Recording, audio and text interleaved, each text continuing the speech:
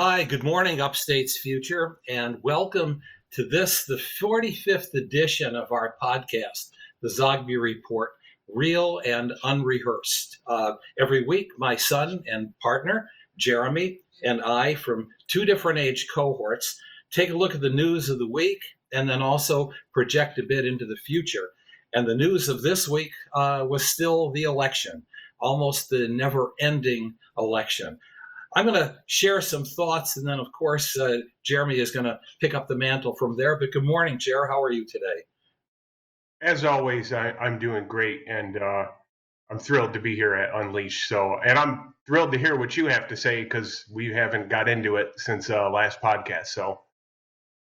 No, that's true. So here I am. I'm just going to wing it. All right. So we are heading in a direction today that is a bit ironic after this election. We kind of knew what we weren't going to know exactly on election night, precisely who won the election. But, we have a projected winner. We have a non conceded loser. But at the same time, I think what Donald Trump has managed to do in the last 48 hours is what he wasn't able to do throughout his 4 years as president. It seems to have, ironically, united the country. A very recent poll that came out yesterday now says that 80% of American voters believe that Joe Biden won the election. 3% believe that Donald Trump won the election. You might ask, well, what's the significance of that, a little over a week after the election? And the fact is that in the immediate aftermath of this election, we all figured that we were going to head into two different Americas, continue with two different realities, two different ideologies, a split that was just never going to end. And now it appears that there may be we may be on track to some unity just by virtue of accepting the results of the election. A few more comments I think that need to be made that may have not received full attention. First is that the white portion of the vote this year, and it was a record vote. It's well over 150 million voters and still counting, but only 65% of those who voted self-identified as white. That is 6 points lower than 4 years ago, meaning then that the 35% who are non-white represent the largest portion of non-whites ever, and that is the future trajectory to watch. When we look at the white vote, Donald Trump received 57% of that vote on election day, which is something. That's the 57% of the white vote that John McCain got, and the 57% of the vote that Mitt Romney got. And now it's 57% of a shrinking vote. By the same token, we look at the non-white vote, and what was remarkable, according to the exit polls, is that Joe Biden received 76%. 76% of that non-white vote. We have a peek into the future, not only what America looks like, but how America is going to vote. And so I'm going to leave it at that and just suggest to you all eyes are on the state of Georgia right now. Only 14,000 votes separated Joe Biden from Donald Trump. But we go into perhaps the two most important Senate races, not of this year, but perhaps in the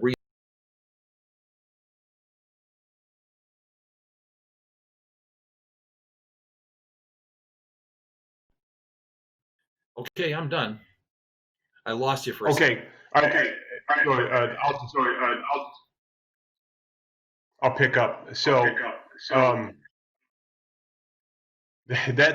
hard to challenge. The numbers and what you laid out, the narrative of unity. I think, of course, we all want unity. 2020 and Nasser Ali's beautiful opening, I think, was perfect in capturing what 2020 was: social upheaval, disruption, an entirely new way of life. So, I mean, it would seem fitting that coming into 2021, we would, reach a conclusion of that, and we would go more towards unity. But as of now, and look, I'm not making any predictions, but my sense is we're not out of the woods yet. As you know, Dad, you pointed out, all eyes are on Georgia.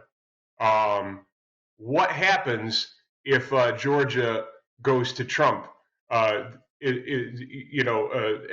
other states are contested, which we know they will be. I don't want to go too far in making predictions, but given the fact that you had record turnout on both ends, given the fact that you have such excitement towards both sides, Biden voters so much looking forward to a Biden presidency, Trump voters looking so much forward to a re-election. All of the contesting of this election in general in the major battleground states, it's hard for me to see within the next month that we're out of the woods. I'll turn it back over to you, and if you want to delve into that further, or you want to take another direction with the conversation.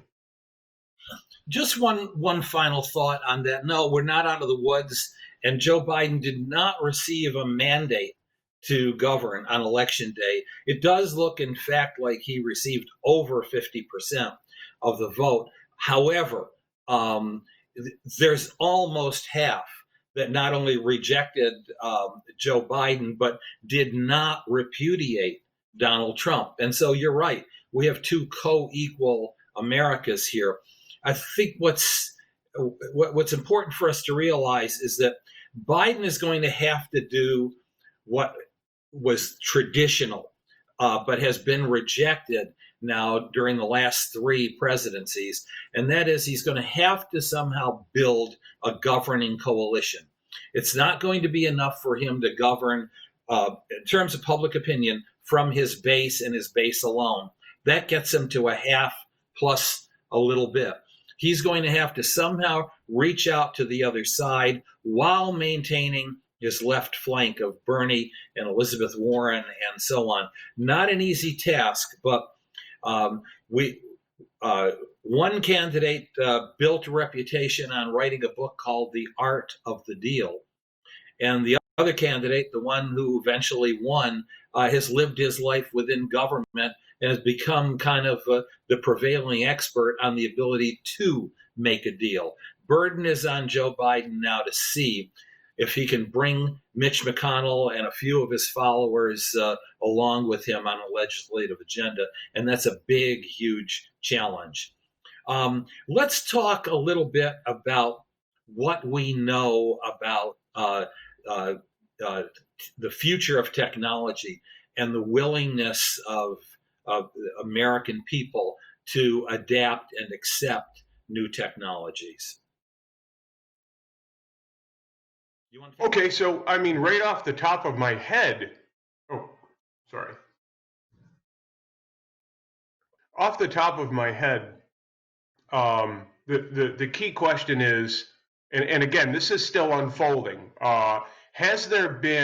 Will there be a loss of confidence in the election system? And if there is, in the short or the long term, there has to be a solution, right? We don't want to keep going down this road.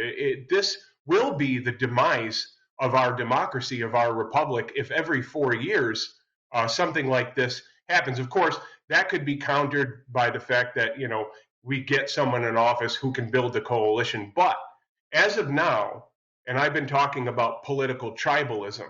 Political tribalism, as I defined in the last episode, was the inability to empathize with the other side. In this case, political parties not being able to understand why Biden voters vote for Biden, why not understanding why Trump voters vote for Trump. That's a slippery slope we don't want to go down. So given that, and the potential for a loss of trust, whether it's somewhat or a major loss of trust in the technology of our voting system, I think we have to start looking to the possibility of something along the lines of, I don't know, maybe a blockchain voting system, something that's more bulletproof, something that gives the public more confidence. So I'm going to anticipate what will be and has been the number one question that I've been receiving. What happened to the polls? And that kind of intersects with technology. Um, there is no question about the fact that some of the major establishment polls by the major media and by universities really blew it this time. You and I have been staunch defenders of the 2016 polling, which we felt captured the trends and put us in the right direction that Donald Trump may very well win. This time around, the major polls that folks were really relying on dropped the ball in a big way. And essentially, I've isolated a few reasons why that is. One is there is a tendency with telephone polling in particular to way oversample the number of Democrats and undersample the number of Republicans. That's a problem. When you consider that 95% of Republicans supported Donald Trump and 94% of Democrats supported Joe Biden, every time you raise sample a point of more Democrats and fewer Republicans, your poll is skewed. What's going on there? I've known since the 1980s that Republicans are less likely to answer polls. They're more likely to feel intimidated by what they feel is an elitist polling operation or network calling them. They're especially fearful today of telling a stranger where they stand. This is a built-in problem with the telephone. That's why we pioneered in online polling, which is less interpersonal. I can feel free to say who I am. Secondly, I think that those very same polls have an insularity about them in the sense that if I'm located in the heart of a university campus or in Midtown Manhattan or somewhere around K Street in Washington, then a Republican becomes an occasional sighting to me and becomes then a stereotype, as opposed to, hey, when you're in upstate New York, we see Trump lawn signs and Biden lawn signs, and we live in a world where there are Democrats and Republicans, and they're talking. And then I think thirdly is the unwillingness to be innovative. And I think that that's an important conversation for this conference right here. The unwillingness to try something different. We do mobile to web surveys. We do invitation, random probability samples of tens of millions of people for whom we have email addresses and data points and invite them to a secure website to do polls. We've been willing to change, and just ending on a high note here, we came fairly close in the national poll to the actual results, while the other polls, I think, have to do a lot of soul searching. In listening to your thoughts, I'm reminded of how I grew up. As long as I can remember you, Dad, not only have you always been an entrepreneur, but you've generally questioned the paradigm. And the biggest example of that is what you laid out with the shift towards online polling, or what they were calling in the early days interactive polling.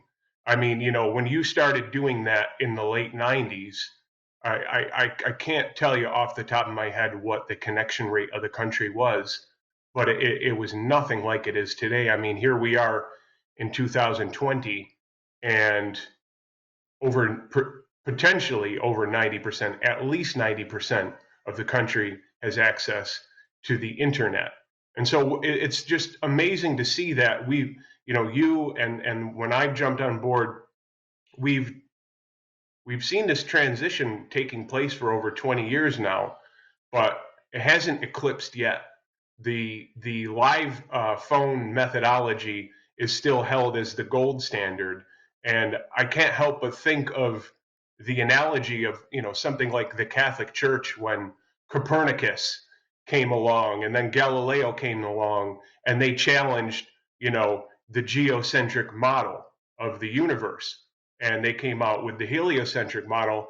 And then what? Until 1990 or 1991, Pope John Paul II finally issued an apology to Galileo. Well, what good was that? That was about 300 years later. So I hope that doesn't repeat. I seem to think that the eclipse is taking place, that you are going to see question less the notion of online as a legitimate. I mean, look, I'm not trying to gloat. I'm just being honest here. We were one of the few in 2020 that said, no, this is a tight race. This is a very tight race. There was only a handful of us while others had a Biden blowout. So the message to this, for all the entrepreneurs, young and old, listening, is question the paradigm. Don't be intimidated, by the herd or the consensus of what a paradigm is. Science and technology move forward because of questioning the paradigm, and I think that your example of online polling is probably the most relevant right now. Thank you for that. And so let me end just on this note, that the definition of a pioneer is that's the one who is walking around with arrows sticking out of his butt. So to the entrepreneurs out there, don't be afraid to be bold, to be innovative, to take chances. That's why you're an entrepreneur. And don't be afraid what critics say. Folks will come around if you keep your mind to it. I've been doing this for 36 years, 1 year less than Jeremy's been doing everything. And we're still at it. And we're so honored. I'm an early adapter to Upstate Venture Connect. I was on the board for a number of years with Martin and Nasser and Kate, Richard Glazer in Rochester. And we'll go down the road. There are a lot of names that should be mentioned. Very excited to be at this conference, to be invited back. Thanks, everybody. Look forward to chatting with you today during the day.